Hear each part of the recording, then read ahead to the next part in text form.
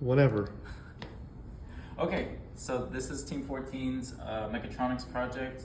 We have from my senior design project, which is Ghost Controls gave us a garage door opener that they wanted to test the functionality of. Specifically for our project, we were testing the functionality of the spindle that actually rotates the belt and lifts and lowers the garage door.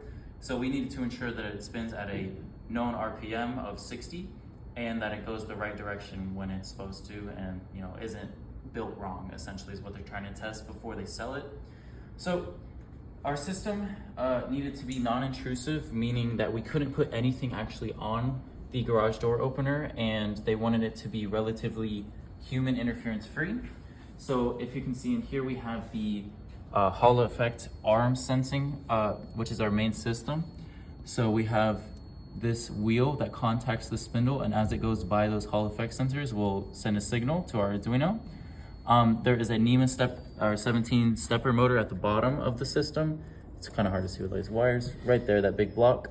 So that will just move the arm into and out of position, making contact with the spindle.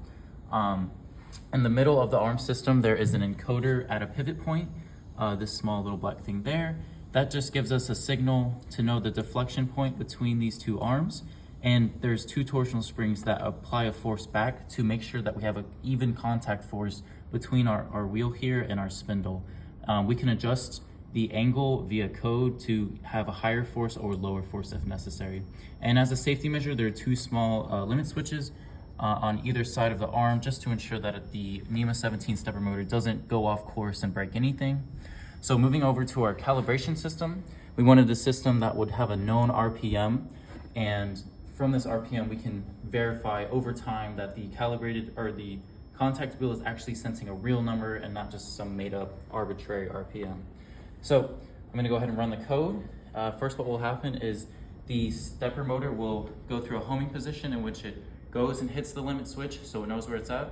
It'll kind of refine that point once and then goes straight to middle, and that'll be a safe position for the user to close the door. So let's just go ahead and get that running.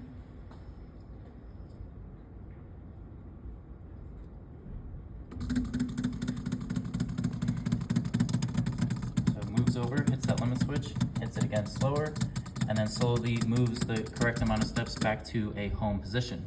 So then, as you can see on our LCD screen, it is asking us what we want to do. So via the button and dip switch here, we can say, oh, I actually want to not do RPM detection, I want to do calibration. And then we can press this button and it'll start the calibration test. So what we should see is that the arm moves over to the calibration blue and red shaft here. And that shaft's going to try to use a PI controller to hold a known RPM of 60. And we're going to have the arm here try to hold a certain angle around 45 degrees. So we went ahead and selected the calibration mode. So once you selected the calibration, hit the button, and this will move the arm over. The spindle will try to reach that 60 RPM. This takes about 5 seconds with our current controller to reach a steady RPM. And then on the output screen here, we show where the calibration arm is actually at, where our Hall effect sensor is reading. It's about 15 right now. And then from there, we throw it into the ratio between the two diameters of the shafts and to the wheel.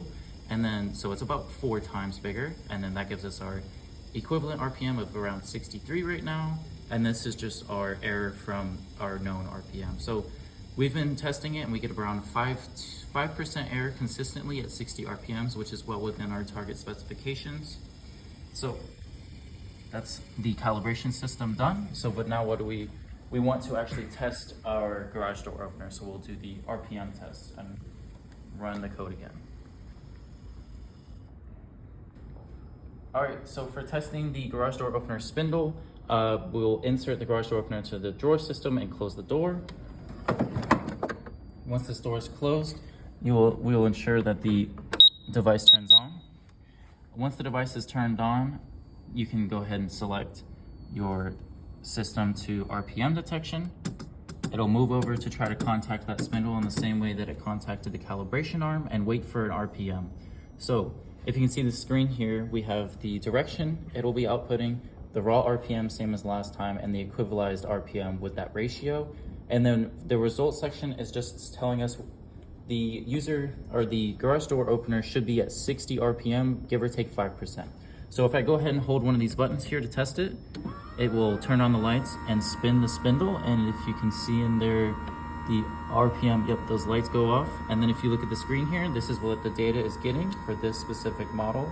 We are actually exactly at 60 RPM, which results in a pass for this model.